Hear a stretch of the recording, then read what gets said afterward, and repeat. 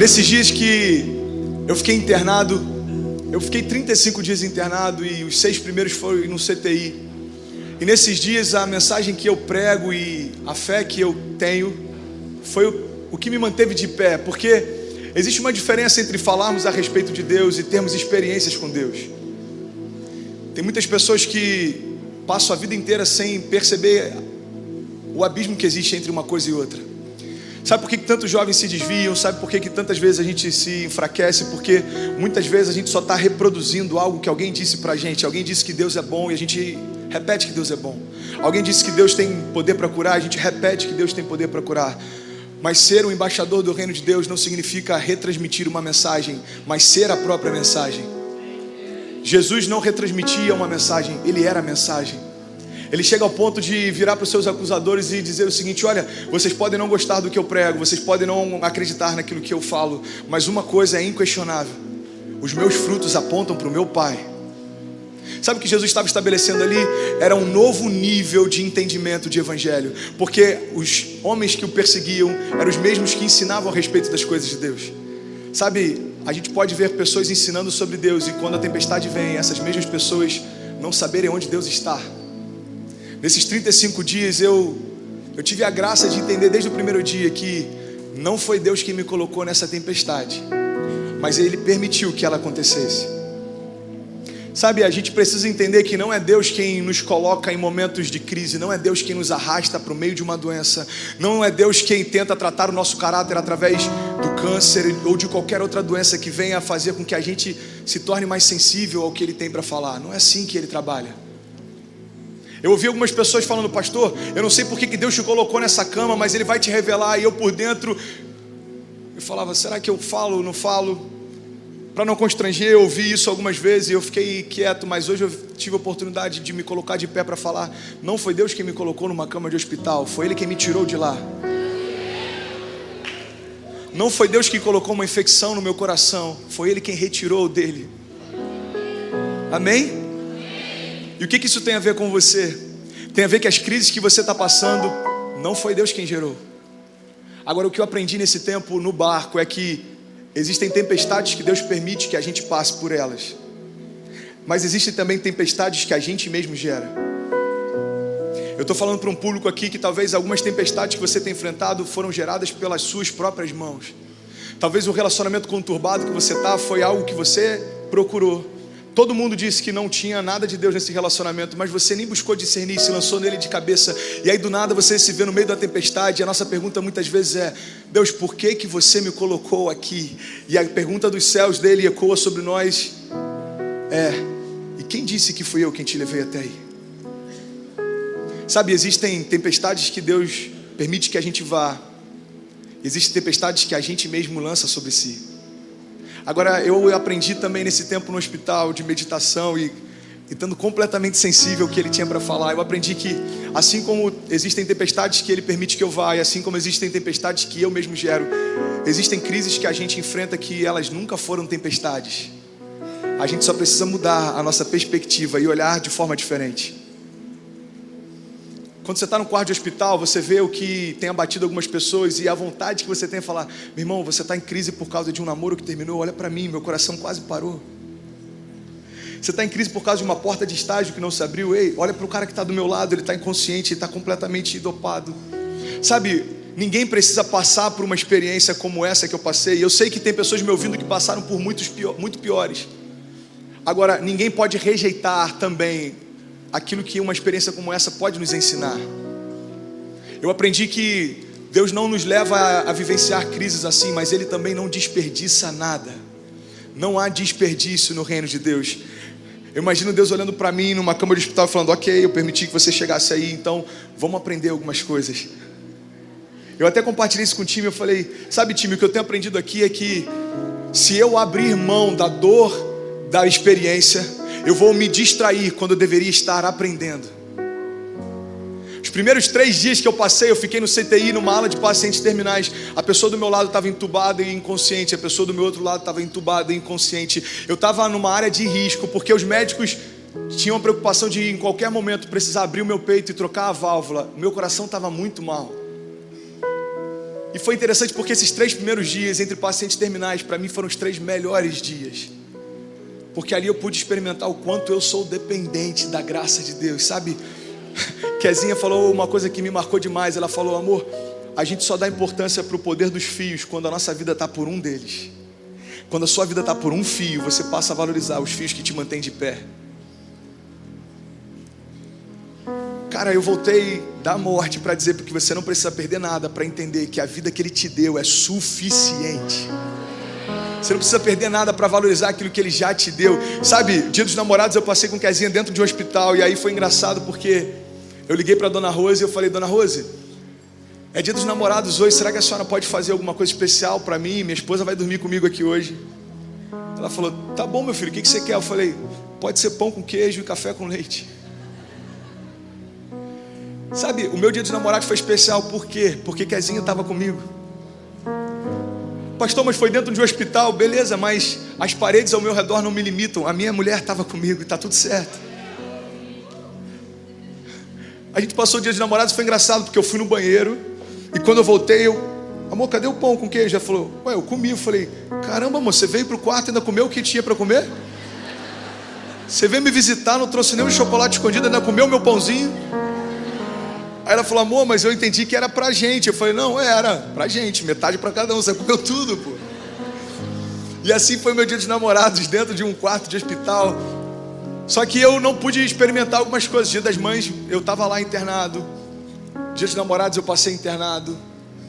E é interessante porque eu até compartilho isso no livro. Deus me deu um livro nesse tempo internado. E eu quero muito compartilhar tudo que eu vivi com vocês. Esse livro se chama 3 Dias no Barco. E durante todo o tempo em que ele foi gerado, eu pedi para que cada página fosse regada com verdade. Eu creio que esse livro vai transformar a vida de muitas pessoas quando lerem. Eu creio nisso. Sabe, os médicos que cuidaram de mim lá, alguns deles se comprometeram a comprar todos os livros necessários para que cada paciente internado naquele hospital receba aquele livro e saiba: esse livro foi gerado enquanto alguém estava internado aqui. Se Deus curou ele, vai curar você também. A gente tem que entender, meu irmão. Pode aplaudir a Jesus por isso, pode aplaudir a Ele.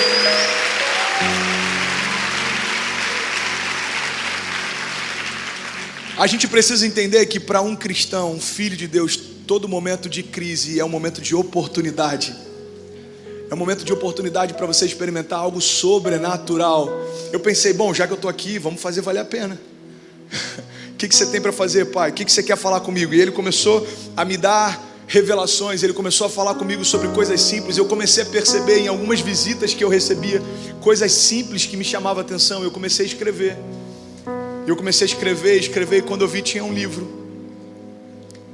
E sabe por que eu estou falando desse livro? Porque em um desses livros, em um dos capítulos desse livro, eu começo falando sobre um quadro que tinha na parede da cozinha da minha casa. Tem um quadro na parede da nossa cozinha que é um coração de madeira e ele é pintado de preto fosco. É tipo um quadro de giz, ok? E todo dia, pastor, Kezinha ia lá e botava: aniversário da Ceci, 19 dias. Não.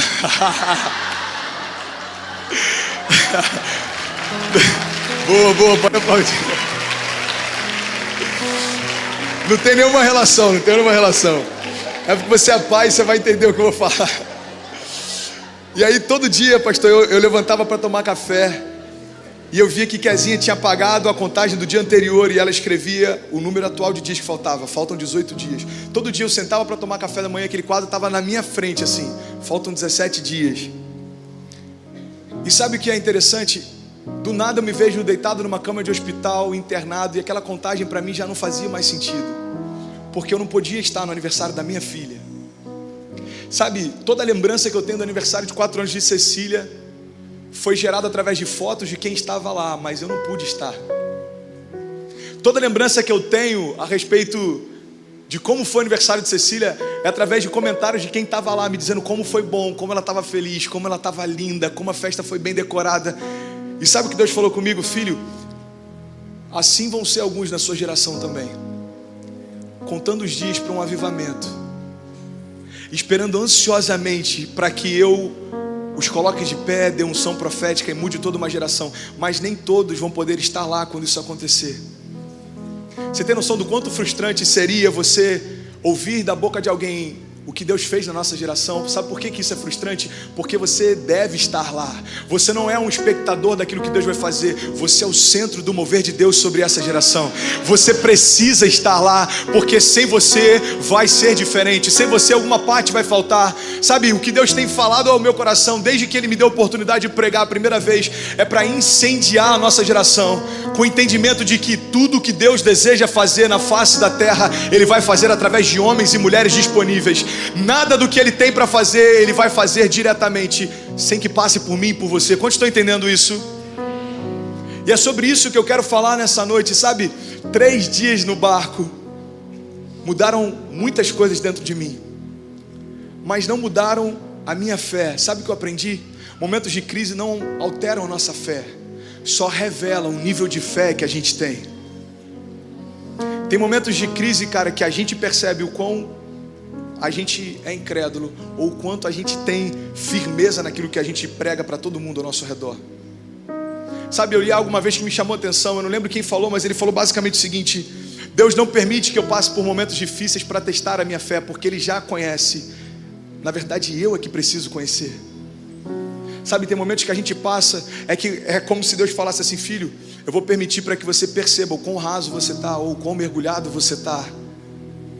Porque em momentos como esse, meu irmão, não adianta mais aquilo que você prega, os vídeos que você tem no YouTube, não adianta aquilo que você coloca no teu feed do Instagram, não adianta aquilo que você fala para os amigos, não adianta o quanto você tenta falar a respeito de Jesus. No momento em que a crise alcança a tua vida, é aquilo que você entende a respeito de Jesus que te mantém.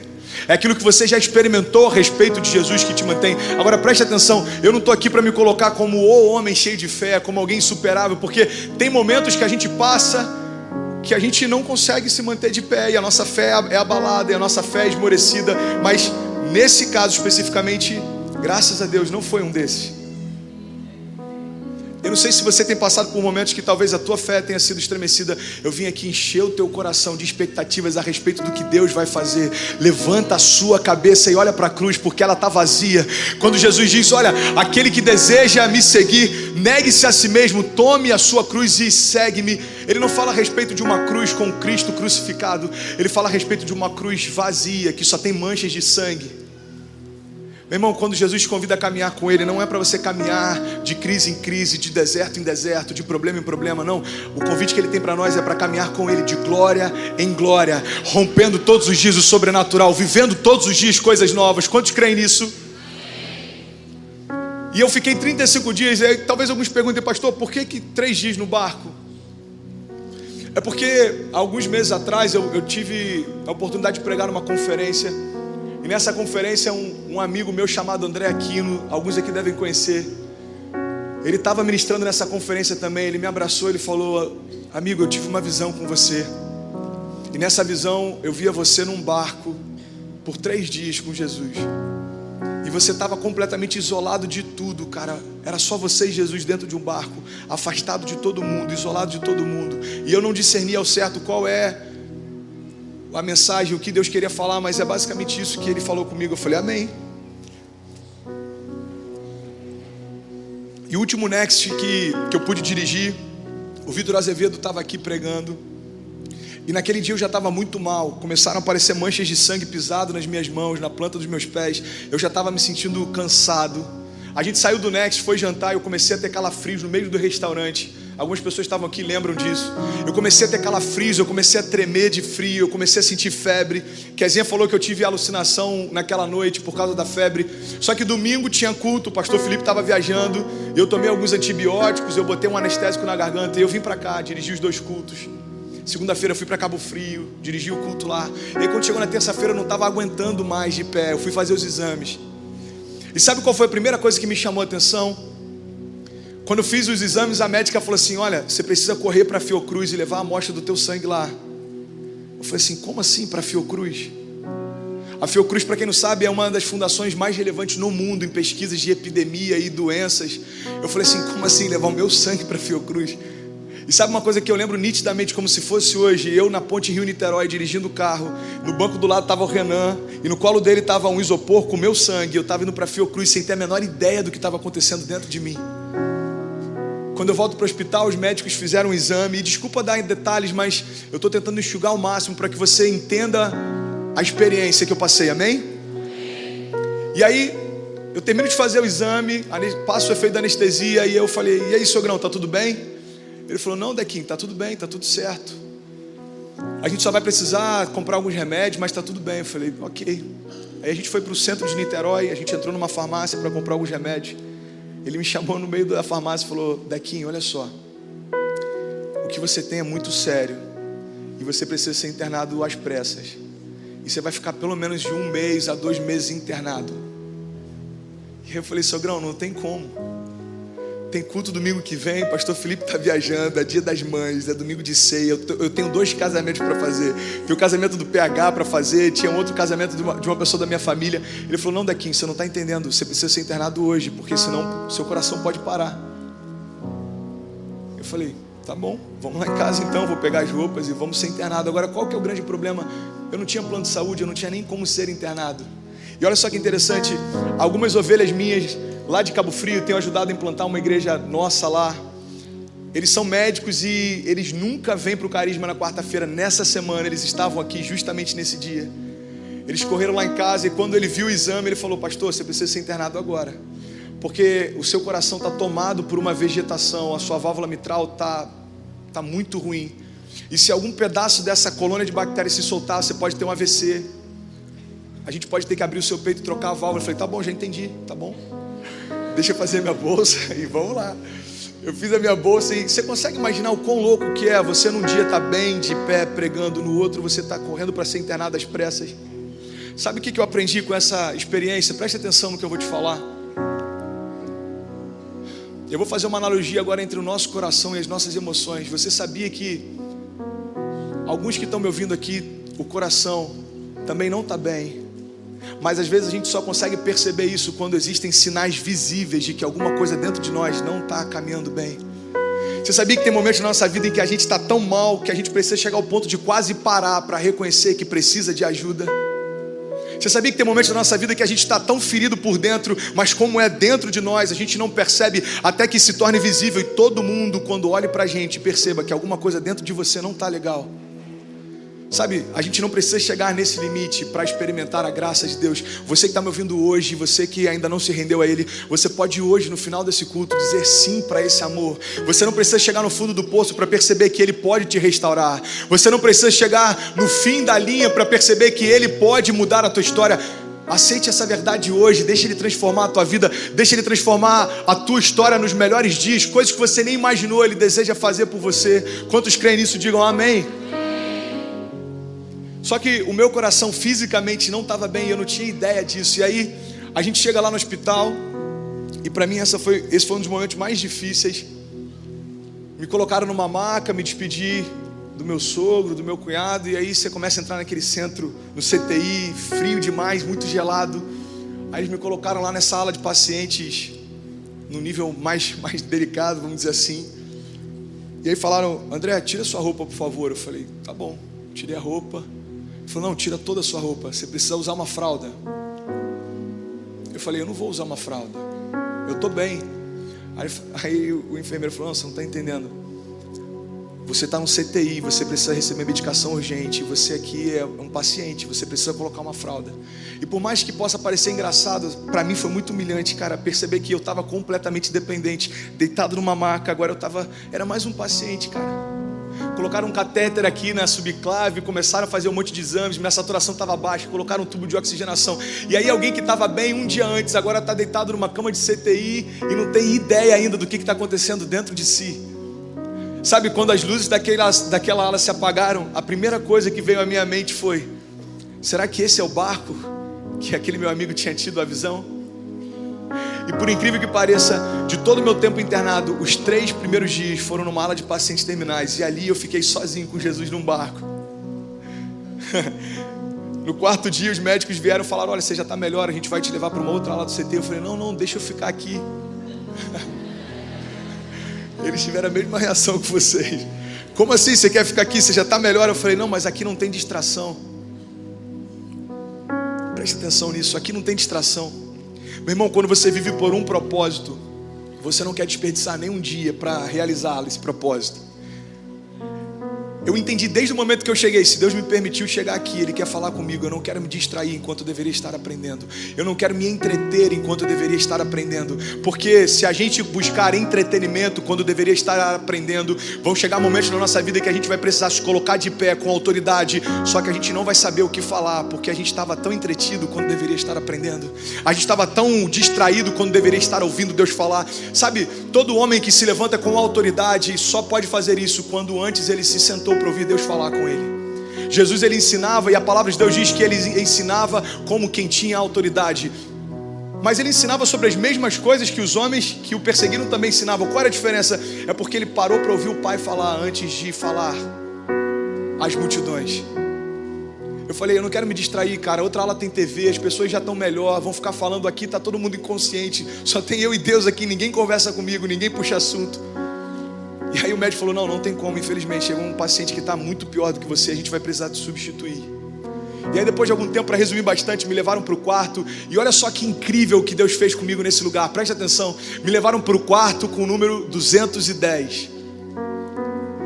E quando eu cheguei naquele quarto, eu sabia que eu ia passar algumas semanas lá dentro, e sabe o que eu entendi? 210 pode ser o número do meu cativeiro, 210 pode ser o número da minha prisão, mas eu decidi que 210 vai ser o número do meu lugar secreto.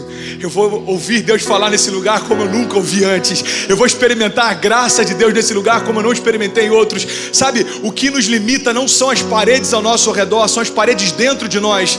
Você pode estar num quarto de hospital e experimentar coisas que você nunca experimentou, como você pode estar numa balada achando que está tudo certo e estar oprimido sem perceber que está. Não tem a ver com o ambiente que você está inserido, meu irmão, tem a ver com as realidades dentro de você. Olha só que lindo, cara, Deus ele é maravilhoso, Deus ele é bondoso demais.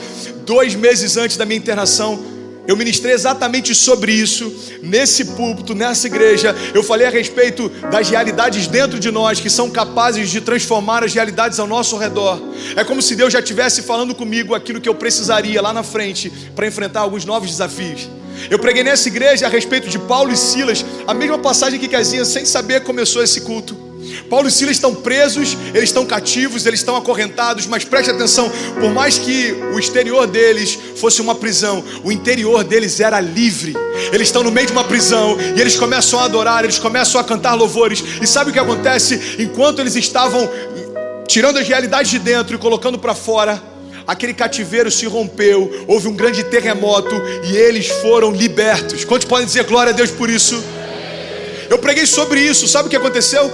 Algum tempo depois eu estou dentro de um quarto de hospital e é como se eu entendesse o seguinte: bom, agora eu preciso colocar em prática aquilo que alguns dias atrás eu ensinei. Agora eu preciso vivenciar aquilo que alguns dias atrás eu compartilhei. Se o meu interior é livre, esse quarto vai experimentar de liberdade também, e todo mundo que entrar aqui vai saber disso. Sabe qual foi a maior parte dos testemunhos que eu recebi, principalmente de jovens aqui que foram me visitar?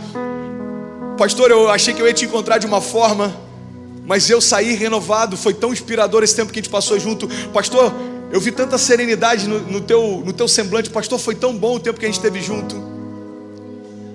Agora, sabe o que eu ouvi também? Pessoas que falaram: cara, eu imaginei que você estaria diferente.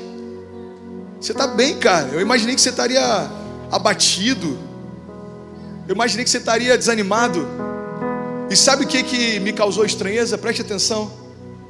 Eu fiquei pensativo sobre o que essas pessoas esperavam de um cristão. Não era para ser surpreendente um cristão que tem fé em meias circunstâncias. Surpreendente seria um ministro da palavra de Deus se abater na primeira crise que vem sobre ele. Sabe por que a gente se surpreende com coisas que deveriam ser normais? Porque o nosso nível está muito abaixo do nível que Deus tem para nós. A gente está tentando se nivelar por nós mesmos, então a gente nivela a nossa fé pela fé de quem está do lado. E se parece que é um pouco maior, a gente acha que está bom. A gente nivela o nosso chamado pelo chamado de quem está do nosso lado. E se parece que está um pouquinho mais avançado do que o dele, a gente se contenta e acha que está bom. A gente nivela o nosso nível de experiências com Deus pelo nível de experiências com Deus de quem está do nosso lado. Sabe o que isso vai gerar em nós? Uma geração medíocre que se contenta com um pouco, porque a nossa medida está em quem está do lado, quando deveria estar nos céus. Quantos estão entendendo isso? Meu irmão, eu não estou aqui para te confrontar, eu estou aqui para te motivar. Eu quero que você saia daqui entendendo que o teu nível de fé não deve ser comparado a quem está do teu lado, mas ao nível de fé daquele que gerou fé em nós. A palavra de Deus diz que até a fé que nós temos foi liberada por Ele. Cada porção de fé liberada sobre cada um de nós veio dele para nós, e só pode ser aumentada quando ouvimos a sua palavra. A nossa fé não aumenta quando a gente ouve um sermão. A nossa fé aumenta quando a gente ouve a palavra de Deus. Infelizmente, nem todo sermão carrega ela. Sabe, Deus não tem compromisso com sermões de homens. Deus tem compromisso com a palavra que sai da sua boca. Eu estava conversando com o pastor Felipe esses dias. Ele falou algo que eu achei tão interessante. Ele falou: mano, a palavra de Deus diz: conhecereis a verdade e ela vos libertará. Só que as pessoas nem sempre percebem que a Bíblia diz o seguinte: conhecereis, e ela te libertará. Aquilo que te liberta é aquilo que você conhece. Você só pode ser liberto pela palavra à medida em que você conhece ela. Não tem a ver com ouvir falar dela, não tem a ver com ter informação sobre ela, não tem a ver com ler sobre ela, tem a ver com conhecê-la face a face. Quantos estão entendendo isso? Você sabe por que tem tanto poder na palavra? Porque Jesus é a palavra. João diz que no princípio ele estava com Deus, e o verbo era Deus, e todas as coisas foram feitas por meio dele. Sem ele nada do que foi feito se fez. Jesus era o próprio verbo encarnado, e é por isso que existe poder na palavra. Quando nós ouvimos a palavra, cremos na palavra e declaramos a palavra, o próprio Deus toma forma diante dos nossos olhos. Sabe, eu estou no meio de uma cama de hospital, e aí eu começo a lembrar de coisas que eu preguei um pouco tempo antes. Sabe, eu falei sobre Paulo e Silas e a liberdade deles, trazendo liberdade ao seu redor. Mas eu falei também sobre Jesus em meio a uma tempestade. Sabe o que me chama a atenção? Em uma das passagens da Bíblia fala a respeito de Jesus dormindo no meio de uma tempestade. E você sabe por que Jesus dormia no meio de uma tempestade? Porque dentro dele havia paz que excede todo entendimento. Então Jesus, ele não estava preocupado com as ondas fortes ao seu redor. A paz que havia dentro dele fez com que houvesse paz ao redor dele também. Quantos estão entendendo isso? Eu tenho mais 5 minutos para pregar. Sim ou não? Amém? Quantos querem que eu termine? Diga amém. Glória a Deus. Eu estou usando essa técnica do pastor Felipe em vários lugares. Não está dando muito certo, não. Usei ontem em acho que Cachoeira de Itapemirim que eu estava, né, pastor? Cara, foi maravilhoso o que Deus fez lá. E vai ser ainda melhor o que Ele vai fazer aqui. E vai ser ainda melhor o que Ele vai fazer amanhã, amém? Sabe o que eu achei interessante? Preste atenção. O nosso nível de fé vai ser aumentado à medida em que a gente passa a confiar no que Deus nos promete. Sabe por que Jesus não teve medo em meio à tempestade? Porque Jesus já tinha ouvido do Pai os propósitos que Deus tinha para ele. Então Jesus já sabia que ele morreria numa cruz. Quando a tempestade forte vem, eu imagino Jesus lembrando das promessas do Pai e pensando: bom, o meu Pai não disse que eu vou morrer afogado, então eu posso dormir em meio a uma tempestade. O meu Pai não disse que eu vou morrer no meio de uma tempestade, então eu vou descansar no meio dela, porque eu creio em toda a palavra que sai da boca de Deus. Sabe por que Jesus não ficava ansioso? Porque ele sabia qual seria o ponto final da sua história. É como o Godoy diz: olha, não coloque um ponto final onde o autor da vida continua escrevendo. Não olha para uma crise que está vindo diante de você e imagina que ela é o final da tua história. Pelo contrário, quando você sabe aquilo que Deus te prometeu, você sabe o que te espera depois dessa tempestade. Eu estou no quarto de hospital e sabe o que vinha à minha memória todo tempo? Aquilo que Deus me prometeu não termina numa maca de hospital, não termina num leito, não termina num quarto sozinho. Aquilo que Deus me prometeu é que eu vou carregar dentro de mim a única mensagem capaz de mudar toda uma geração. Deus me prometeu que eu e toda a minha casa serviremos a Ele, e eu vou ver com os meus olhos isso se cumprir. Deus prometeu que Cecília é uma bênção e ela foi gerada por uma promessa, e ela só tem 4 anos. Eu não vou morrer antes de ver todas as promessas se cumprirem. Quantos estão entendendo isso? Meu irmão, você não pode ficar no meio do caminho. À medida em que você confia naquele que te prometeu, Ele vai te alcançar no meio do caminho. Pastor, mas eu tô ferido, pastor, eu tô machucado. Glória a Deus. Ele veio exatamente para sarar as suas feridas. Ele veio justamente para mudar as suas vestes. Ele veio para te colocar de pé e falar: ei filho, presta atenção, olha para mim, não olha para o entorno. Quando Jesus se aproxima do barco no meio daquela tempestade, olha só que incrível. Jesus vem andando sobre as águas e os discípulos, eles se assustam, eles falam: será que é um fantasma? Os discípulos tiveram medo. Sabe por que os discípulos tiveram medo? porque eles criam no poder sobrenatural de Deus, mas ainda assim se surpreendiam quando o sobrenatural entrava em ação. Pastor, a gente fez o seu exame, não dá para explicar, mas a sua válvula está completamente restaurada. E eu falei, eu acho até que eu fui um pouco cego. Eu falei, glória a Deus, confirmou o que eu já sabia. Mas como assim você já sabia? Porque Deus prometeu que vai restaurar a minha saúde. Porque Isaías 53 já disse que Ele levou sobre si todas as nossas doenças e enfermidades, e o castigo que nos trouxe a paz estava sobre Ele, e sobre as suas pisaduras nós fomos sarados. Eu fui sarado pelo sangue dele. Isso é suficiente, precisa ser suficiente. Não dá pra gente se surpreender com alguém que é ilimitado e que em sua essência é sempre surpreendente. Não tem por que a gente esperar de Deus menos do que ser surpreendido todos os dias. Não tem por quê. E eu quero te convidar em nome de Jesus a nessa noite sair daqui trazendo à tua memória sonhos que Ele te deu, projetos que Ele gerou no teu coração, visões que Ele já te deu a respeito de futuro. Preste atenção, você não é qualquer um. Jesus morreu por você. Ele te amou de tal maneira que Ele morreu no seu lugar. Ele não aceitou a possibilidade de ter você longe dEle. Ele preferiu se entregar para ter você perto de novo. Quantos estão entendendo isso? E eu quero terminar essa ministração falando sobre algo que Deus falou comigo no quarto de hospital e que me marcou demais. Eu estava assistindo, durante esses 35 dias, eu acho que eu assisti uns 6 filmes. E um deles eu tinha que ter assistido, porque eu fui impactado demais por ele. Se chama Beleza Oculta, com Will Smith. E quando começa o filme, a primeira coisa que esse cara fala é o seguinte: existem 3 coisas que conectam toda a humanidade: o amor, o tempo e a morte. Eu parei na hora do filme e falei, uau, é muito poderoso o que esse cara está falando. O time do louvor pode ir subindo. Eu parei aquilo e eu fiquei meditando. Eu falei, Deus, isso é real.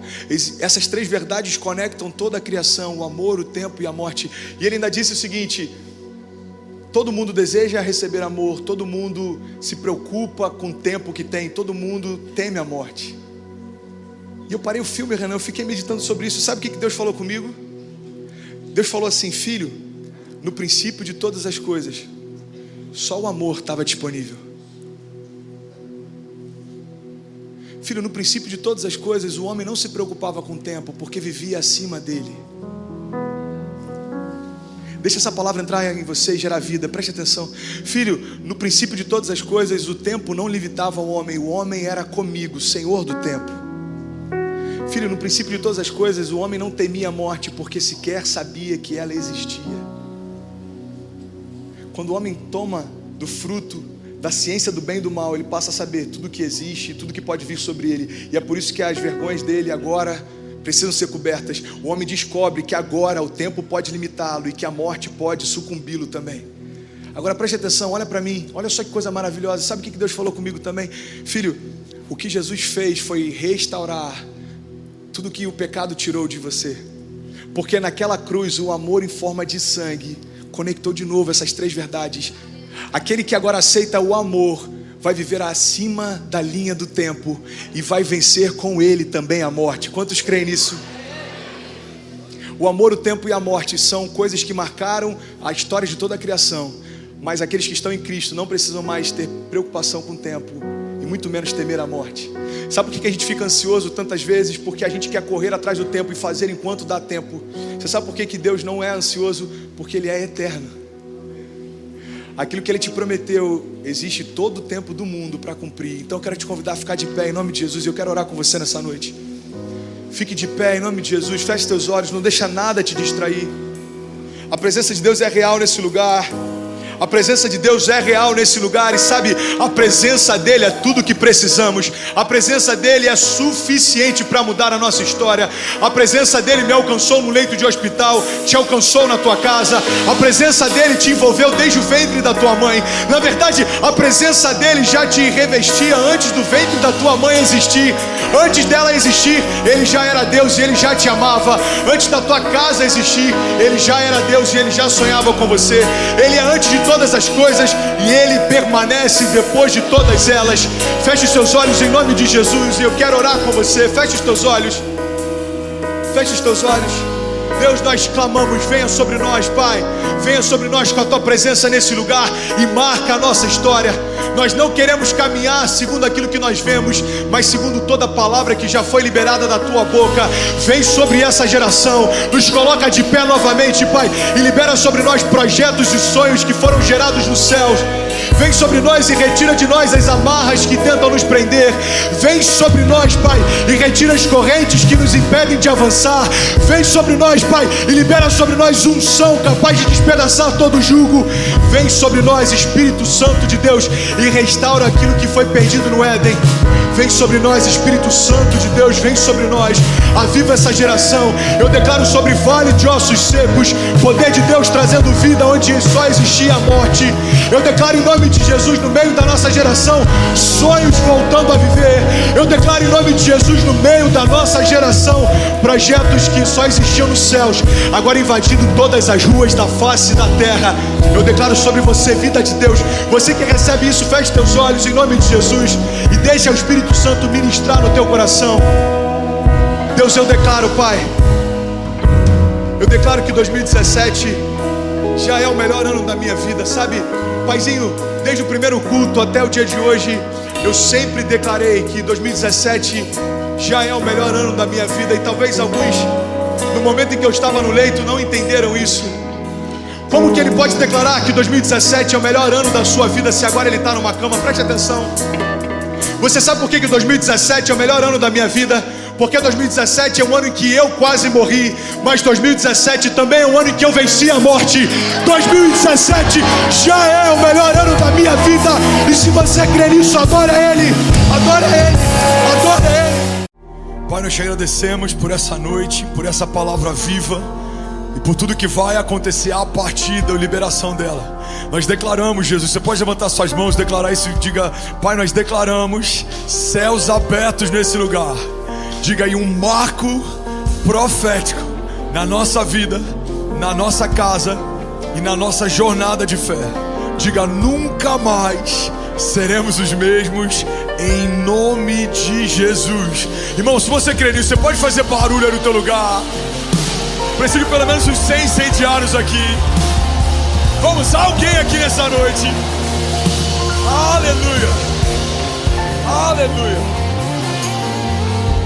Sei que é final de semana para muita gente, muitas coisas aconteceram, tem gente cansada, mas eu preciso que você derrame para Jesus o teu melhor nessa noite. Ele é digno, amém? Eu acho que nem todo mundo aqui veio de um berço cristão, então é possível que você tenha passado algumas noitadas em lugares que talvez não sejam os melhores. É possível que você tenha virado algumas noites fazendo coisas que talvez você não se orgulhe delas. Então nada para Ele pode ser medido, equilibrado, comedido. Não, a gente entrega tudo para Ele, amém? Eu lembro quando eu me converti, isso para mim foi muito claro desde o início. Eu era intenso no meu pecado, eu preciso ser ainda mais intenso no meu chamado. Ele não merece metade, Ele não merece uma boa parte, Ele merece tudo. Alguém pode declarar isso? Diga: Ele merece tudo de mim. E a gente vai dar tudo nosso para Ele, amém? Quero falar nessa noite sobre travessia. A gente já falou sobre tantos tipos de travessia. Travessias pelo deserto, travessias em meio a tempestades, travessias em meio ao fogo. E eu quero falar hoje sobre a travessia em busca da promessa. Porque todo lugar que foi preparado por Deus para nós, e quando eu falo lugar, entenda o cumprimento de um chamado, não é geografia. Esse lugar, ele vai ser alcançado quando antes vencermos processos, travessia, gigantes, levantes, inimigos. Porque o caminho, por mais que seja cercado pelo favor de Deus, não é um caminho necessariamente facilitado por Ele. Favor de Deus não significa facilidade. O que é o favor de Deus? Pão que desce do céu é favor. Mas depender de um pão que desce do céu enquanto se atravessa o deserto com toda a sua família, debaixo do sol, isso não é fácil. O mar se abrir para você não ser completamente dizimado pelos exércitos dos inimigos, isso é favor de Deus. Mas não é fácil. Faz sentido? Ver leões jejuando na tua presença é favor de Deus, mas não é fácil. Não sei se você já ouviu o rugido de um leão. Um é assustador, vários. Então imagina você a sós com eles. Então todos os heróis da fé, galeria dos heróis da fé, Hebreus 11, fala sobre tantos homens que viveram tantos feitos, e todos eles foram marcados pelo favor de Deus, mas a vida de nenhum deles foi fácil. Ressuscitar ao terceiro dia, depois de sepultado, isso é favor de Deus. Mas ser crucificado, envergonhado diante da sua mãe, humilhado, isso não é fácil. Então o Evangelho não promete facilidade, mas existe uma garantia na travessia do Evangelho. O favor de Deus vai ser uma companhia constante na tua jornada de fé. Olha para mim, não se distrai. Alguém toma posse disso aqui. Vai ser fácil, pastor? Nem sempre. Ninguém disse que seria fácil.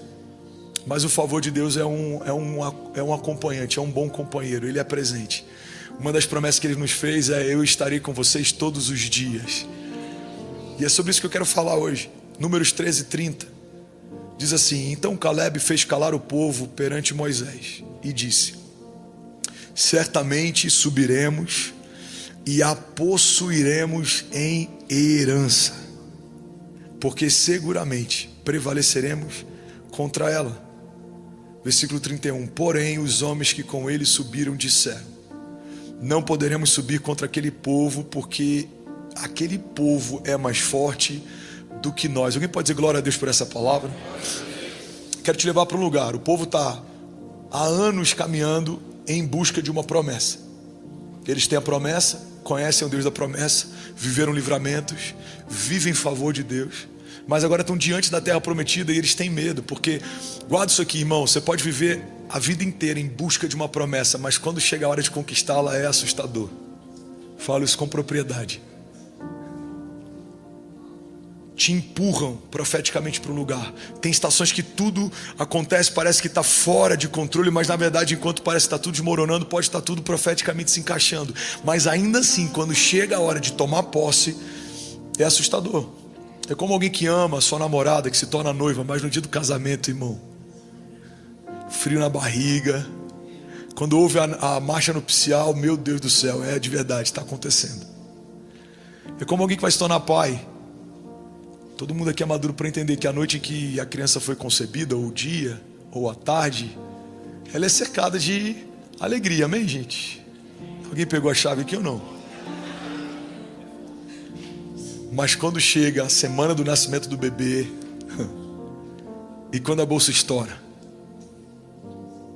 você se preparou para isso, você desejou isso, começou isso, mas quando chega a hora de tomar posse da promessa, tem ansiedade, preocupação, é uma série de emoções. Agora a gente está falando de um povo que por 40 anos viu Deus enviar comida do céu.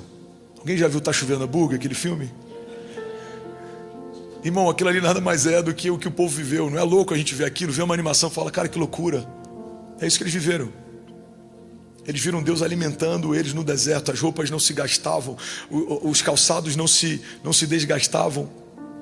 Mas ainda assim, quando chegam diante da terra prometida, existe medo, preocupação. E é sobre isso que eu quero pregar nessa noite. Alguém consegue ouvir 20 minutos dessa mensagem aqui?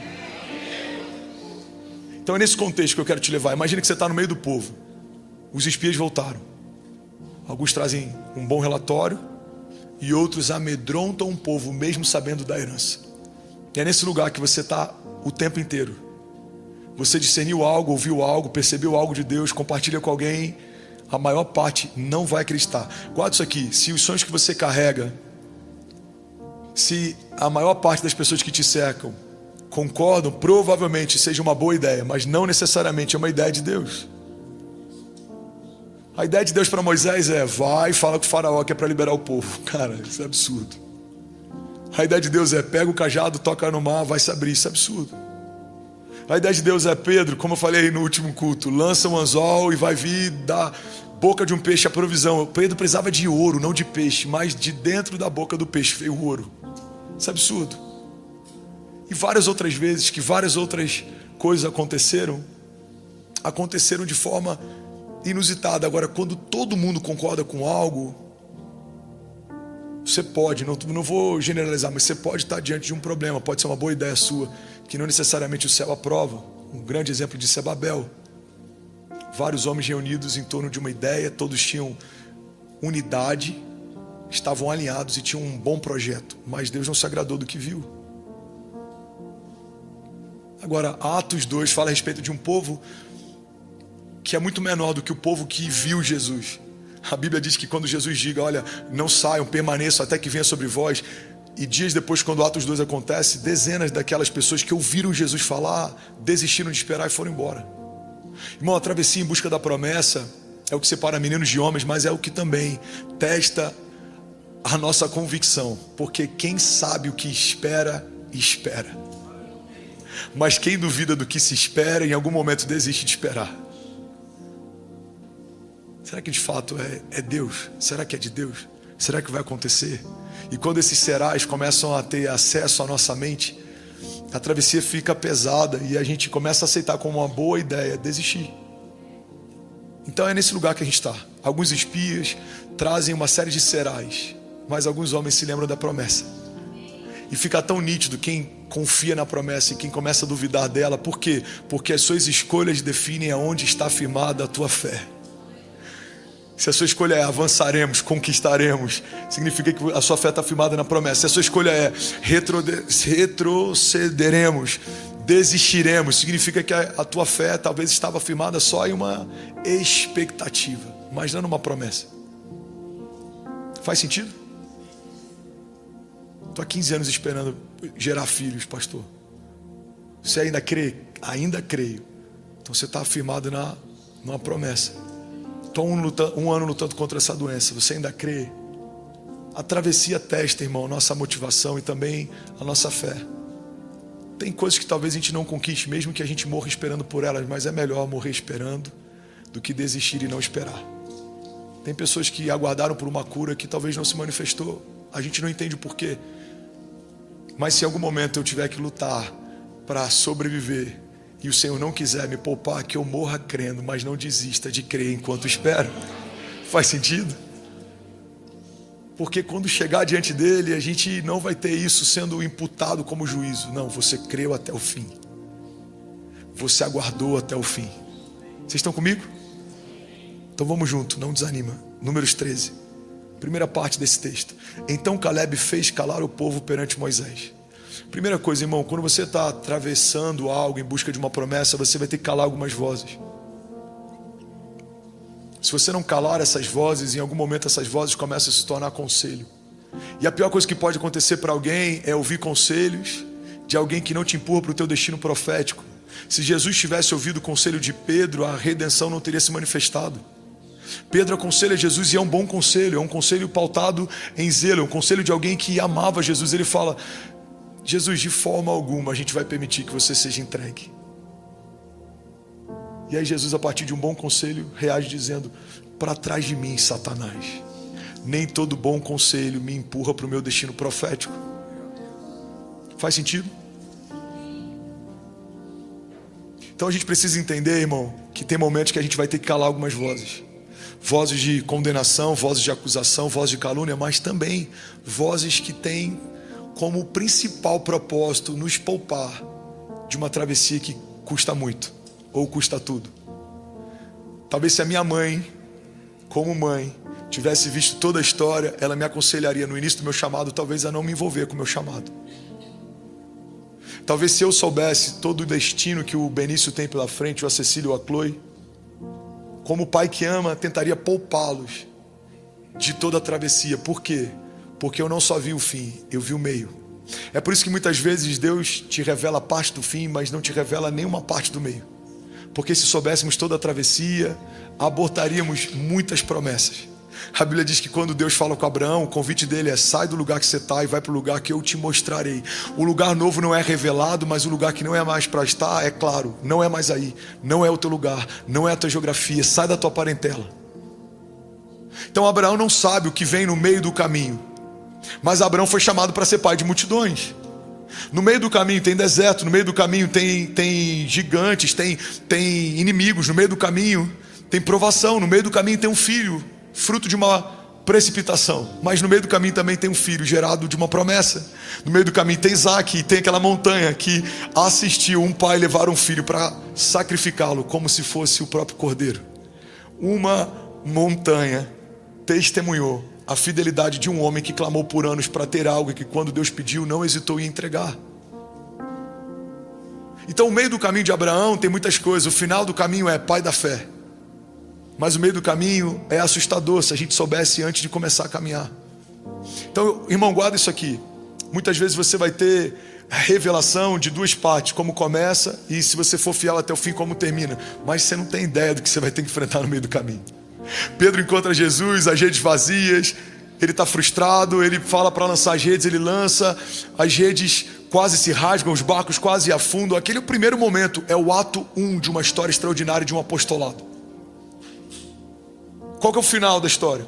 Uma igreja primitiva, o apóstolo de Cristo de algo novo, alguém que está como um fundamento de uma nova aliança, alguém que vai ver enfermos sendo curados à distância da sua sombra. Mas o que vem no meio do caminho? Ele é aquele que vai negar Jesus 3 vezes. Ele é aquele que vai sumir no meio do cenário da crucificação, porque tem medo de viver o que Jesus estava vivendo. Então entenda, somos em vários momentos da nossa história como Pedro que ainda pesca e as redes estão vazias. Somos em vários momentos da nossa história como Pedro que caminha e a nossa sombra cura. Mas também somos em vários momentos da nossa história o Pedro que nega, o Pedro que foge, o Pedro que tem medo. Faz sentido?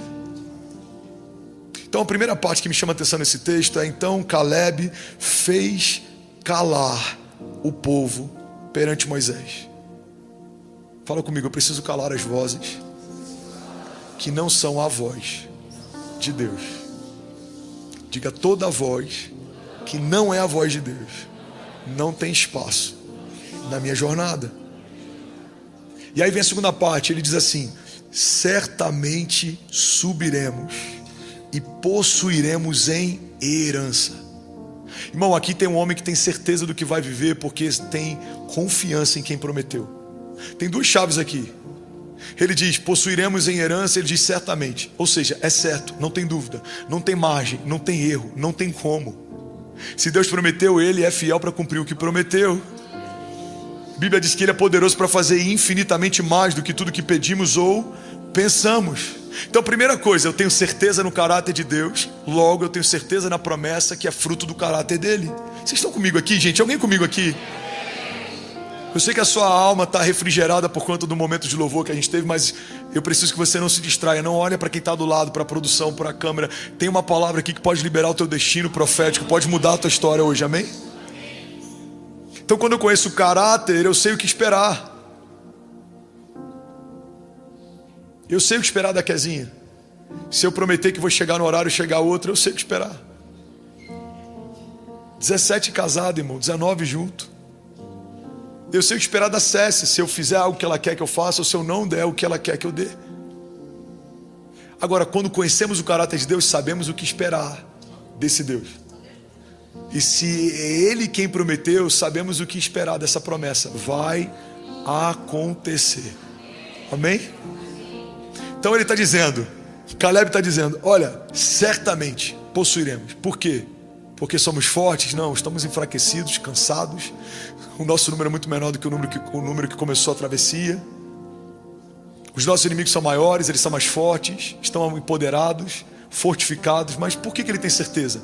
Porque a garantia dele não é a circunstância facilitada, mas é o favor do Deus que prometeu. Não é sobre a facilidade, irmão, é sobre o favor de quem te chamou. Não era fácil. Gideão com 300 venceu vários exércitos. Ele começou com 30 mil. Deus disse: tem gente demais. Senhor, mas vai ser mais fácil com 30 mil do que com 300. Sim, vai ser mais fácil. Mas o meu favor opera nos 300, não nos 30 mil. Porque quando um número te garante, não sou eu mais quem te garante. Mas quando nenhum número te garante, eu começo a ser sua garantia. Faz sentido? E aí ele fala: certamente subiremos e possuiremos em herança. O que é herança?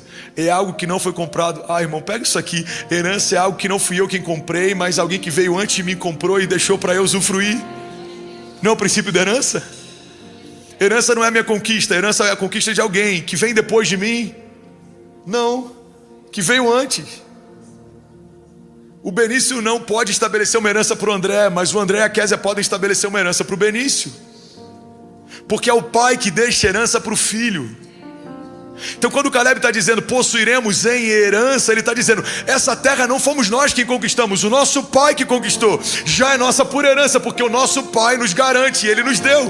Logo não vamos abrir mão de algo que o nosso pai conquistou, porque não vou permitir a ideia de deixar o que o meu pai conquistou a um alto preço ser usufruído por outra pessoa que não tem aliança com meu pai. Ninguém vai tomar aquilo que é do meu pai, logo é meu por herança. É o princípio pelo qual Davi confronta o gigante. Quem é esse filisteu? Em outras palavras, quem é esse homem que não carrega uma aliança, logo não carrega uma herança, para afrontar o povo que carrega uma herança de Deus? Irmão, o que te garante é a sua herança. Não tem nada que te garanta no meio de um campo de batalha a não ser a tua herança. Faz sentido? Então Caleb está dizendo, cara, tem tantos princípios. Eu ficaria horas meditando nesse texto. Daria para a gente fazer uma série expositiva só a partir desse texto.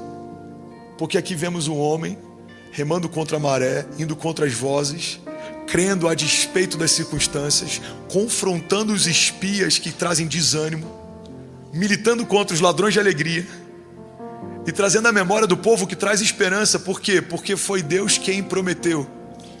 Caleb dá uma aula aqui de fé e de confiança na promessa. Esse é o tipo de fé que sustenta a promessa. A fé que sustenta a promessa é unicamente uma fé pautada no conhecimento do caráter de quem prometeu. Por que a sua fé está bem firmada? Porque eu conheço o caráter de quem fez a promessa. No cartório alguém está dizendo, eu garanto que foi ele quem assinou. Dependendo do nível do contrato, você precisa ter um reconhecimento presencial. Você tem que estar lá, porque alguém olha e ele vai falar, olha, eu chancelo, garanto, ele estava aqui quando assinou esse documento. Quem estava lá quando a sua promessa foi assinada?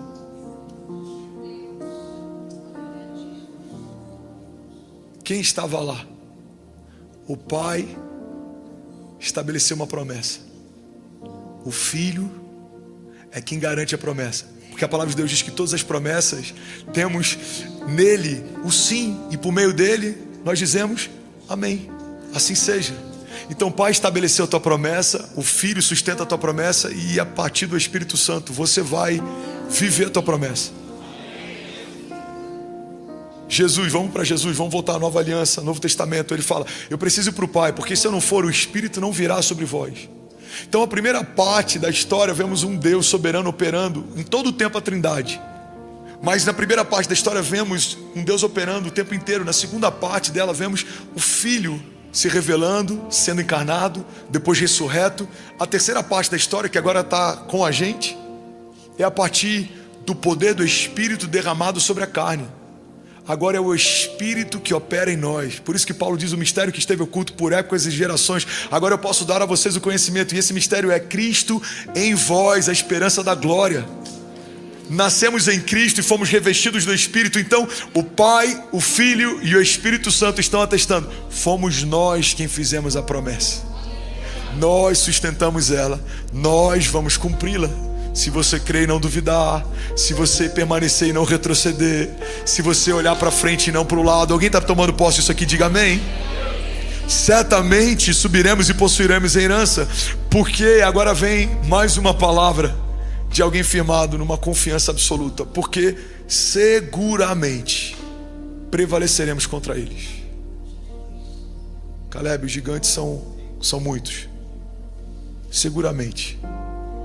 Se ele tivesse nascido numa época um pouco mais próxima da nossa, eu tenho certeza que ele falaria, irmão, esquece. Mas Caleb, esquece. Já aconteceu. Foi Deus quem prometeu. Ele não é homem para mentir, nem filho do homem para se arrepender. Deus não vai gerar em nós uma expectativa que não tem o intuito de cumprir. Faz sentido?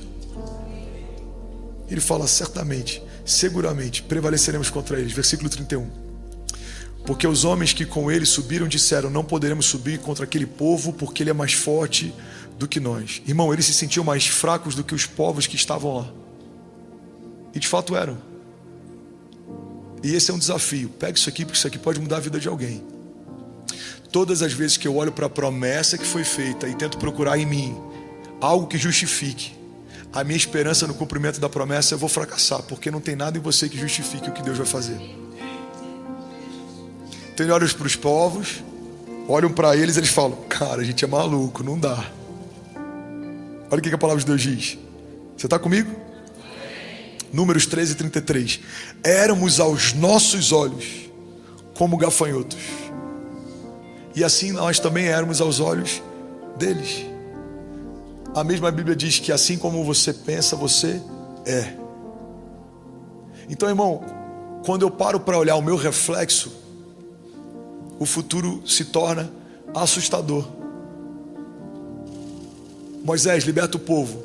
Ele era de fala pesada. Eu falo mal, Deus. Você quer que eu convença? Não, não é por convencimento. Você pode até gaguejar, você pode não falar, mas quando abrir a boca, sou eu quem falo por você. Davi vai contra aquele gigante. Não tem relatos de Davi fraquejando, mas vamos imaginar que em algum momento isso tivesse acontecido. Senhor, será que é algo da minha cabeça ou é para eu ir contra? Porque olha o meu tamanho, olha o dele. Não é sobre o teu tamanho ou sobre o dele, é sobre o Deus que você serve, sobre o temor com que você vai. Qual que é a chave da força de Davi? O temor do Senhor.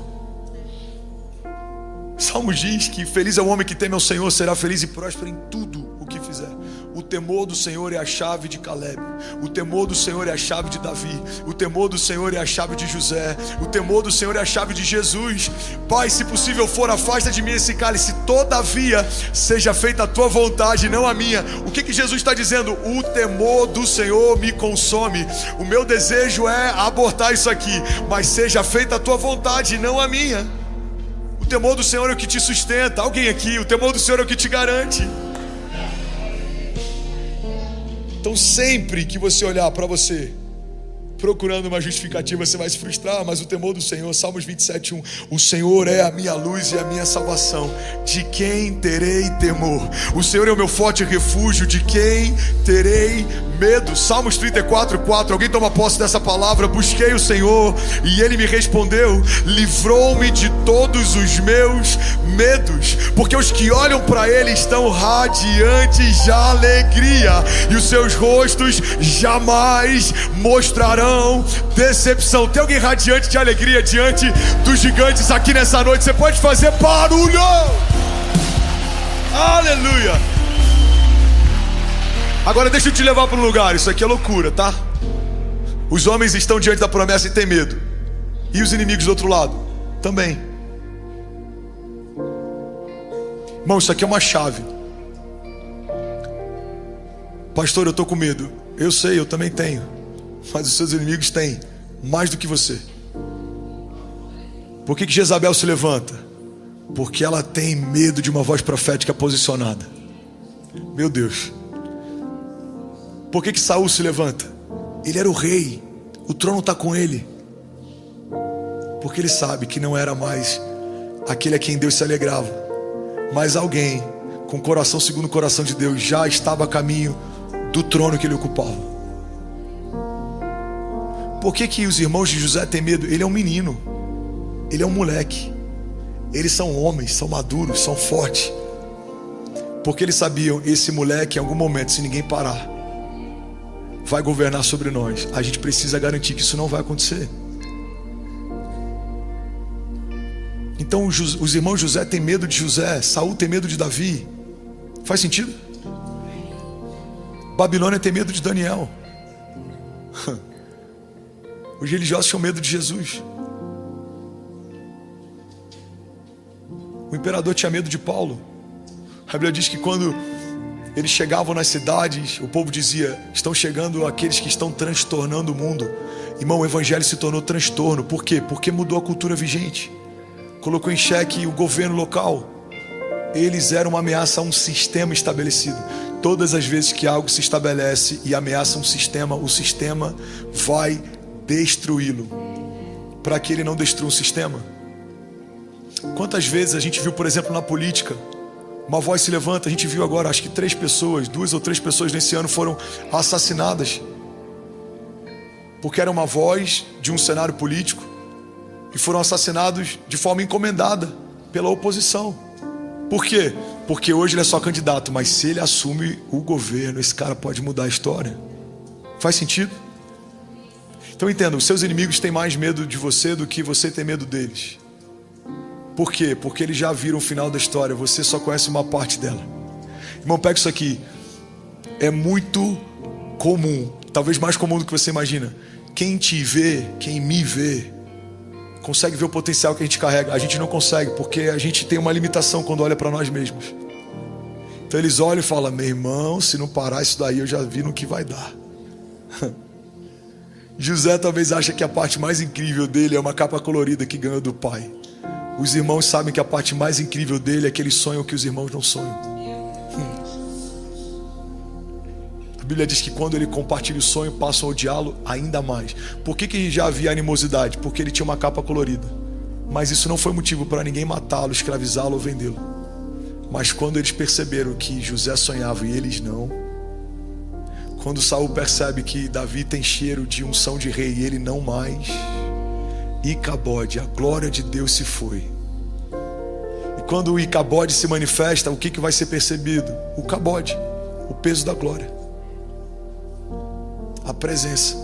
Quem carrega a presença é perseguido por quem não carrega ou não carrega mais. Cara, eu sinto o temor do Senhor aqui. Alguém está recebendo essa palavra? Pessoal da câmera, fica ligado. Se tiver alguém aí dormindo ou distraído, dá um zoom em mim aqui para ninguém de casa falar: meu Deus, estava... Mas eu preciso terminar o que eu comecei. Essa palavra aqui, ela é poderosa. Aleluia, bendito seja o Senhor. Aleluia. Eu sinto o temor do Senhor aqui. Aleluia. Os inimigos já entenderam o teu potencial. Agora pensa, um povo 40 anos caminhando no deserto, comendo só pão e aves. Irmão, como é que é aquele hambúrguer do McDonald's que é com frango? É o McChicken. Você sabe que o primeiro McFish, ele começa em Jesus, né? Ele multiplica pães e peixes e todo mundo comeu aquilo aquele dia. O primeiro McChicken acontece na travessia. Os caras só comem pão, aí enjoa, fala: Senhor, o povo está enjoado de pão. Aí as aves começam a voar abaixo para que eles possam comer. Os caras só comem McChicken, irmão, 40 anos. Cansado. Poderiam ter feito a travessia em muito menos tempo, mas por desobediência, acabaram vendo décadas. Uma geração nasceu no deserto. Uma geração morreu no deserto. Como os gigantes de um povo que tem uma terra que emana leite e mel, que as uvas são gigantes, que tem fartura, tem medo de um povo que está cansado, caminhando há 40 anos. Tá pegando? Faz sentido? Porque não é sobre você, é sobre o que você carrega. É isso que faz o inferno te temer. É sobre o que você carrega. Você não é ninguém, eu não sou ninguém, mas a promessa que a gente carrega foi feita por alguém, e esse alguém tem que ser respeitado. Você é comum, eu sou comum, mas o Deus que nos chamou para viver algo, Ele não é um Deus comum. Eu sou ordinário, você é ordinário, mas a promessa que foi feita sobre você é a promessa de um Deus extraordinário. Você é natural, eu sou natural, mas as promessas que você carrega são promessas de um Deus sobrenatural. Vamos, alguém aqui nessa noite. Aleluia! Então eles viram o que você não viu. Vamos para a Bíblia? Josué 2:9. Olha o que a prostituta Raabe diz para eles: eu sei que o Senhor deu a vocês essa terra.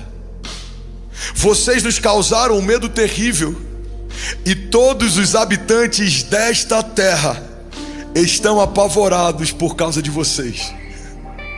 Pois temos ouvido como o Senhor secou as águas do Mar Vermelho perante vocês quando saíram do Egito, e aquilo que vocês fizeram a leste do Jordão com Seom e Og, os 2 reis amorreus que vocês aniquilaram.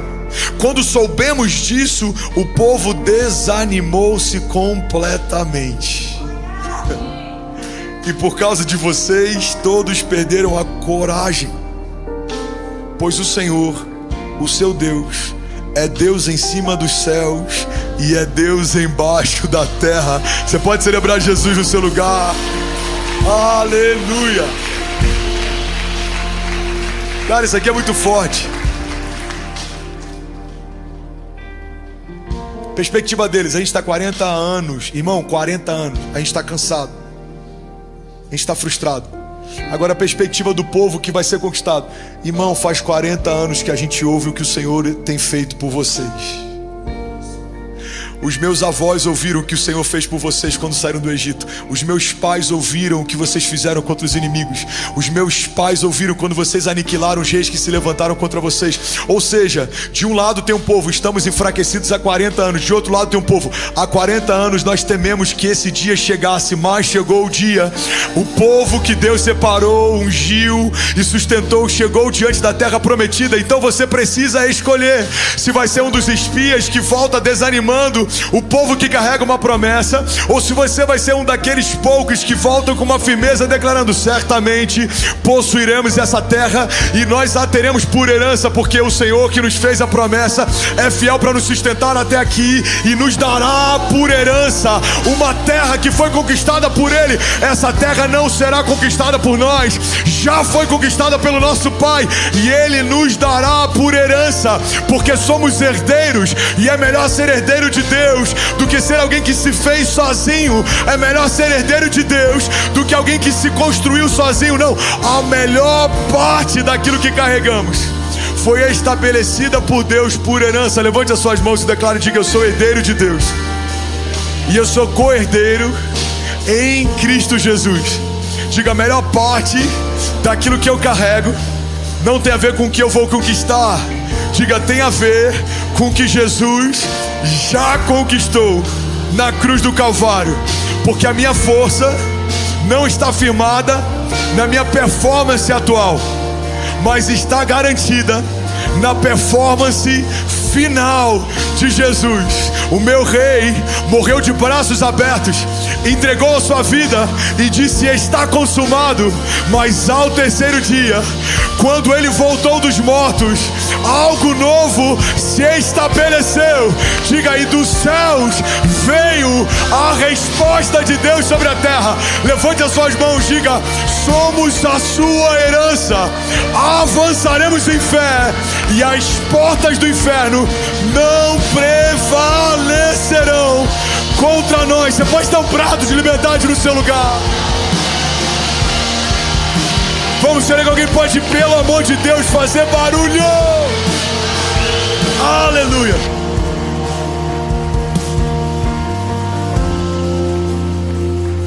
Aleluia. Alguém pode celebrar Jesus mais forte? Aleluia. 2 Coríntios 1:20, eu vou terminar. Alguém recebeu algo de Deus aqui nessa noite? 2 Coríntios diz assim: pois quantas forem as promessas feitas por Deus, tantas tem em Cristo o sim. Por isso, por meio dele, diremos amém. O amém é pronunciado por nós para a glória de Deus. Ora, é Deus que faz que nós e vocês permaneçamos firmes em Cristo, porque Ele nos ungiu, nos selou como a sua propriedade e pôs o seu Espírito em nossos corações como a garantia do que está por vir. Alguém pode celebrar essa palavra e dizer glória a Deus por isso? 2 Coríntios está dizendo: o Espírito que habita em você é a garantia do que está por vir. Cara, que dó de ter que pregar isso rápido, mas alguém está pegando isso aqui? O Espírito que foi colocado em vocês é a garantia do que está por vir.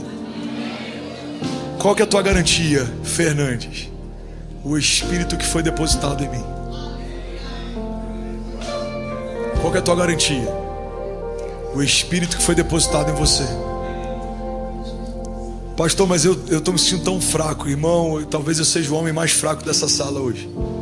Diante de Deus eu te falo, eu sou o homem mais fraco dessa sala.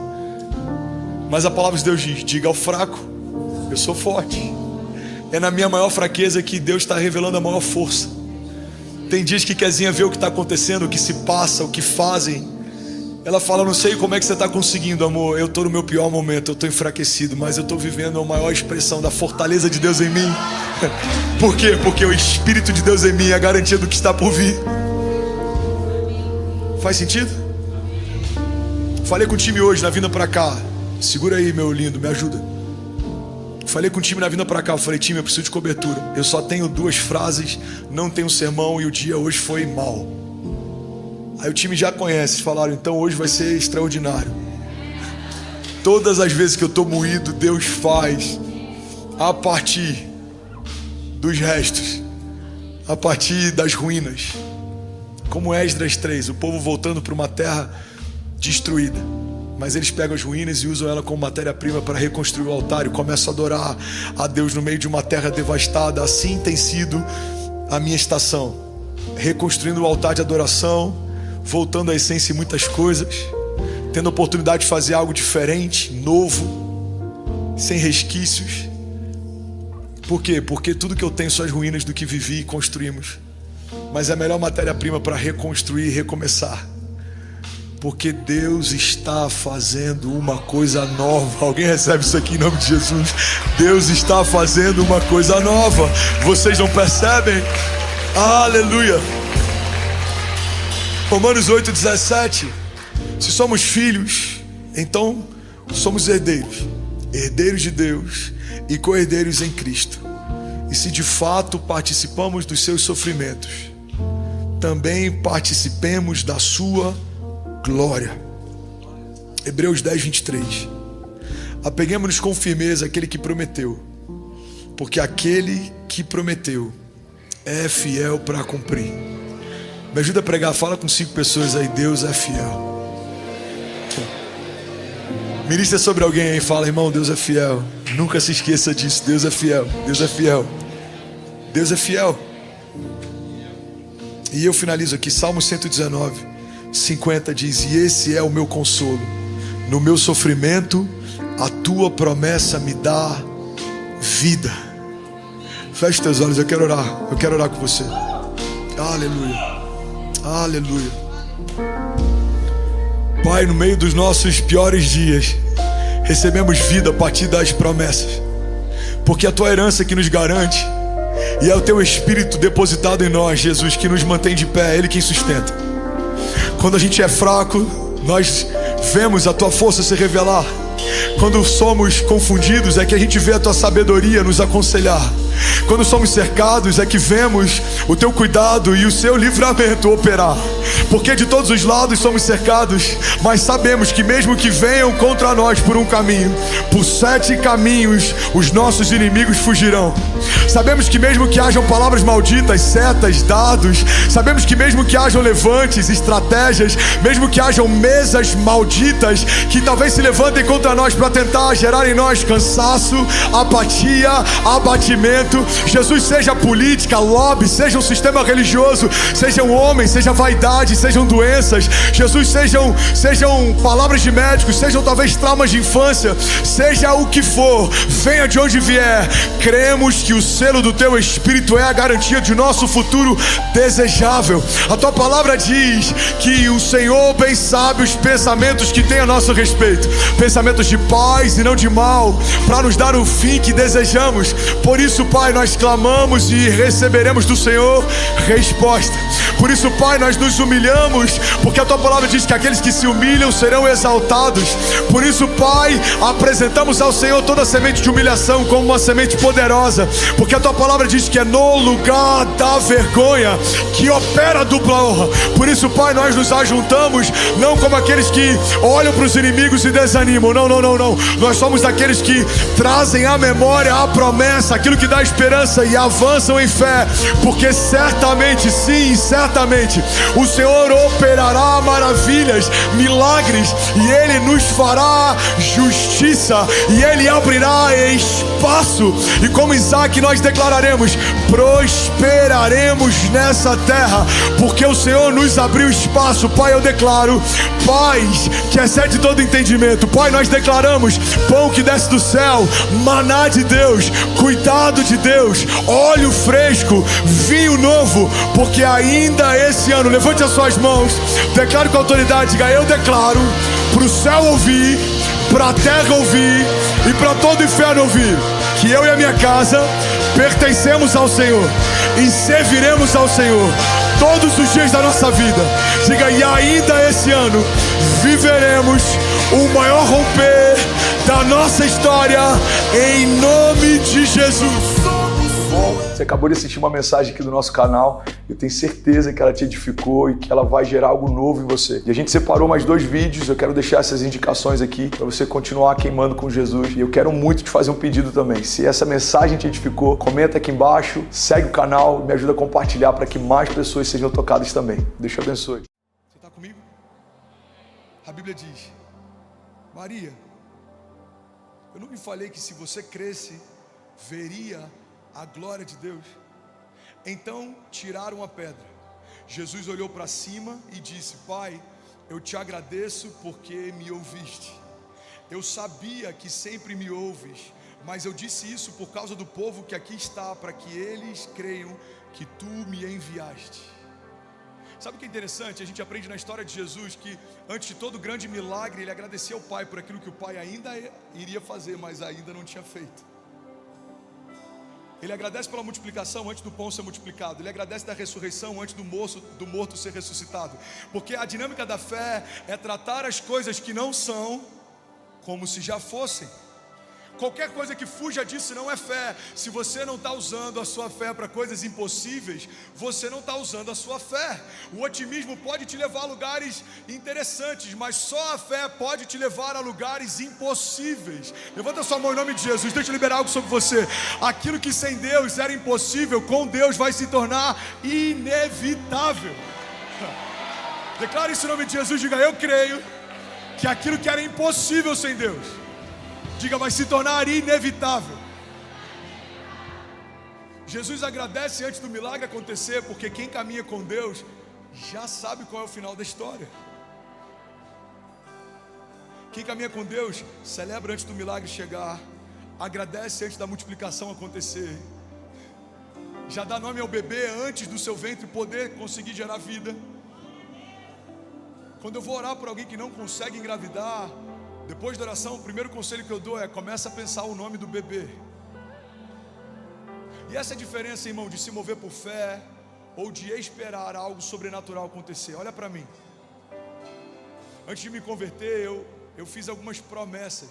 E a diferença das promessas de Deus e das promessas dos homens é que a promessa de Deus, Ele declara o que vai fazer. A promessa dos homens, a gente diz o seguinte: se Deus fizer a parte dele, eu faço a minha. Alguém já fez uma promessa desse tipo? Deus, se você abrir essa porta, eu vou fazer tal coisa. Alguém já fez isso? Deus, se você prosperar minha empresa esse ano, eu vou fazer tal coisa. Se você curar o meu filho, eu vou fazer o seminário do carisma. Tem algum carismático aí? Quero voltar e ter mais carismáticos da próxima vez, hein? O seminário teológico do carisma, a palavra da fé, o que mudou a minha história. E vai mudar a sua história também. Quanto mais a gente entende quem Deus é, mais a gente se move em autoridade sobrenatural. Então a gente faz assim: Deus, se você fizer, eu faço. Mas as nossas promessas nada mais são do que uma expressão de falta de fé, porque a gente está dizendo: se você fizer, aí eu faço. A fé significa: Deus, porque eu sei que você já vai fazer, eu entrego, porque eu creio que o Senhor já moveu. Eu derramo, porque eu creio que o Senhor já abriu. Eu descanso. Alguém está comigo, pelo amor de Deus? A fé é tratar as coisas que não são como se já fossem. É celebrar o milagre que ainda não aconteceu como se já tivesse acontecido. É já pensar no nome do bebê antes de poder engravidar. É você já celebrar aquilo que Deus prometeu que faria no futuro, mesmo enquanto isso ainda não esteja palpável para você no presente. O fato de algumas coisas ainda não serem palpáveis não significa que Deus não esteja fazendo, porque eu creio sem ver. Certamente os meus olhos verão. Eu creio num avivamento sobre a minha casa, eu creio no avivamento sobre os meus filhos, eu creio que eles serão como flechas liberadas sobre as nações, eu creio que os meus filhos usarão como base aquilo que vai ser o meu teto, eu creio que o Senhor vai à minha frente e os meus inimigos aqui serão confundidos. Você precisa abrir a sua boca e declarar: eu creio que o Senhor não depende de nada natural para mover o sobrenatural. Eu creio que 2022 já é o melhor ano da minha vida. É interessante, e eu quero falar aqui, eu queria, por favor, que ninguém se manifestasse, porque o que eu vou falar agora não tem nada a ver com ideologia política ou defender nenhum lado político, ok? Mas a gente profetizou antes da cruzada de Brasília. Eu creio que essa cruzada no coração da nação vai mover um avivamento sobrenatural sobre esse tempo. Eu creio nisso. No dia seguinte eu recebi um convite individual para ir na casa do presidente da República do Brasil. E por que isso é tão simbólico? Porque antes da cruzada começar, nós já criamos em portas abertas na nação. Então a maior autoridade instituída na nação convidou um homem de Deus que estava liderando uma cruzada de milagres para conhecer a sua casa. Irmão, guarda isso em nome de Jesus. Quando você se move, mesmo antes de coisas naturais acontecerem, coisas sobrenaturais vão acontecer. Coisas sobrenaturais estão à espera de alguns passos de fé que você precisa dar. Tem milagres que a gente ainda não viveu por conta de passos de fé que a gente ainda não deu. Tem respostas que a gente ainda não recebeu por conta de clamores que a gente ainda não fez. A palavra de Deus nos garante: clama a mim e responder-te-ei e anunciar-te-ei coisas grandes e insondáveis que não sabes. A palavra de Deus nos diz que aquele que bate, a porta se abre, aquele que procura, ele encontra. Então a verdade é que tem muitos milagres que estão esperando os nossos passos de fé. Você pode declarar com autoridade, diga: Pai, eu estou pronto para provocar os meus milagres. Não, declara como quem crê nisso. Diga: Pai, eu creio que um passo de fé é suficiente para mudar toda a minha história. Você crê nisso? Você pode celebrar Jesus no seu lugar.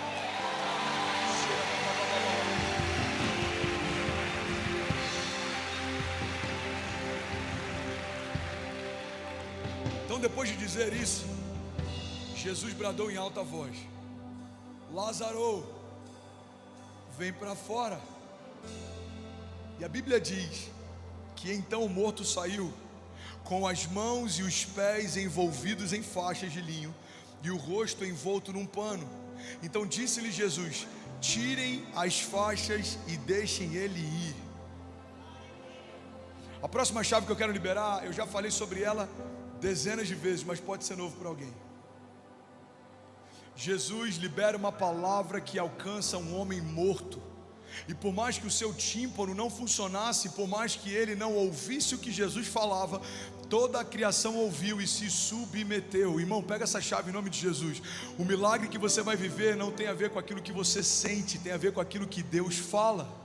Lázaro não ouviu Jesus chamar, mas a criação ouviu e obedeceu. Tem muita gente que não está vivendo milagres porque está esperando sentir para acreditar. Os seus milagres não são sensoriais.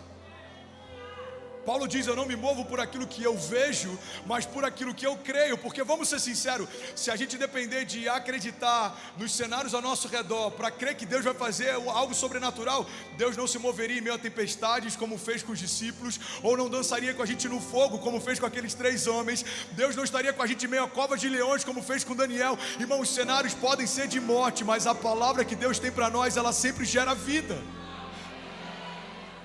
Então tem momentos que a gente precisa fechar os nossos olhos e ouvir aquilo que está saindo da boca de Deus a nosso respeito. Quanta gente deixa de viver milagre porque está esperando o cenário ser propício para se mover. Irmão, você não depende dos cenários para viver o maior romper da tua história, porque Deus não depende de um cenário para ser Deus. Olha para mim, recebe isso em nome de Jesus. Os cenários são só um pano de fundo para aquilo que Jesus vai fazer. O cenário da mulher do fluxo de sangue, morte, cheirava mal, perdeu tudo que tinha, estava isolado da família há anos. Mas a boa nova é que Jesus estava passando por ali, e no cenário da vergonha dela, ela viu a dupla honra de Deus. Eu acho que eu falei sobre isso alguns meses atrás aqui em Alphaville, sobre aquele milagre do cuspe de Jesus sendo colocado sobre a visão de um homem cego. Alguém aqui já ouviu sobre essa passagem, sobre esse milagre? Olha que poderoso. A Bíblia diz que Jesus, ele cospe no chão, ele faz um lodo, coloca sobre a visão daquele homem e ele volta a enxergar. Agora, você sabe por que Jesus usa daquele método para curar aquele homem?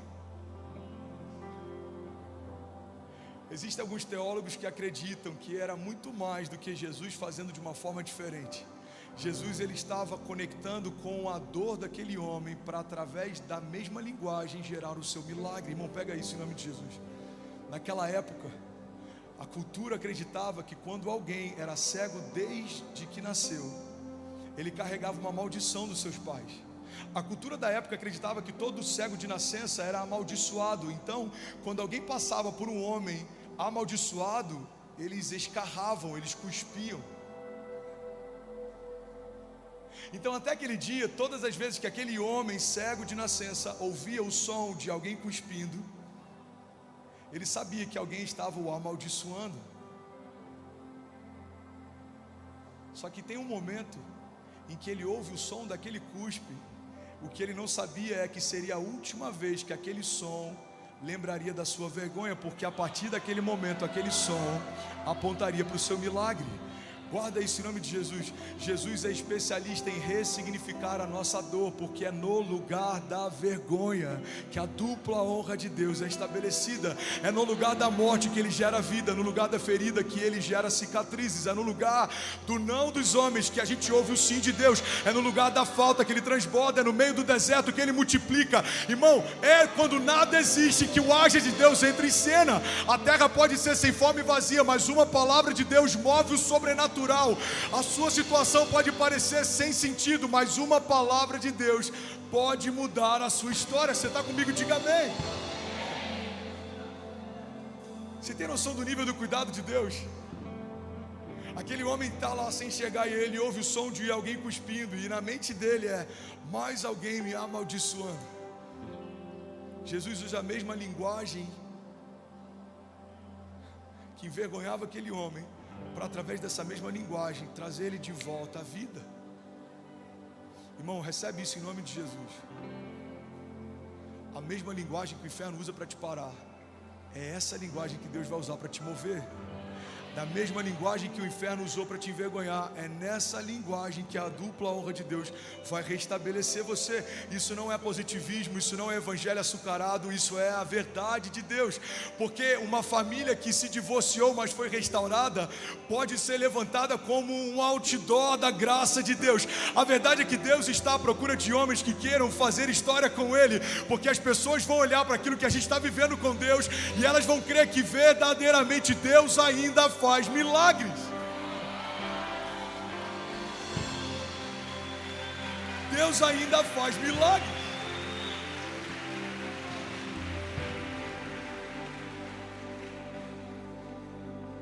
Fala comigo, não tem a ver com o que Lázaro ouviu, tem a ver com o que Jesus falou.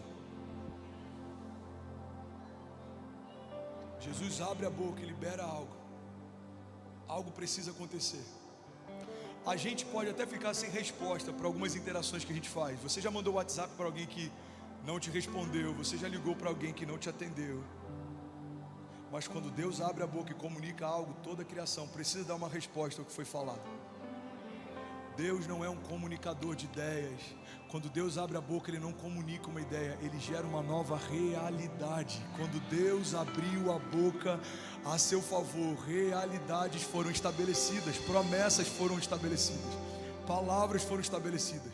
E aí, tudo bem? Você acabou agora de assistir um vídeo. Se você ainda não está inscrito, já se inscreve também no nosso canal, ativa esse sininho aqui embaixo de notificação, e toda vez que eu fizer uma live ou estiver transmitindo uma mensagem ao vivo, você vai ser um dos primeiros a saber. Mas eu deixei mais 2 indicações aqui que eu espero que façam muito sentido para você. Então já aproveita e clica para assistir a próxima mensagem, beleza? Seja bem-vindo ao time de incendiários, e eu espero de verdade que essas mensagens mudem a sua vida como elas têm mudado a minha também. Até a próxima. Valeu!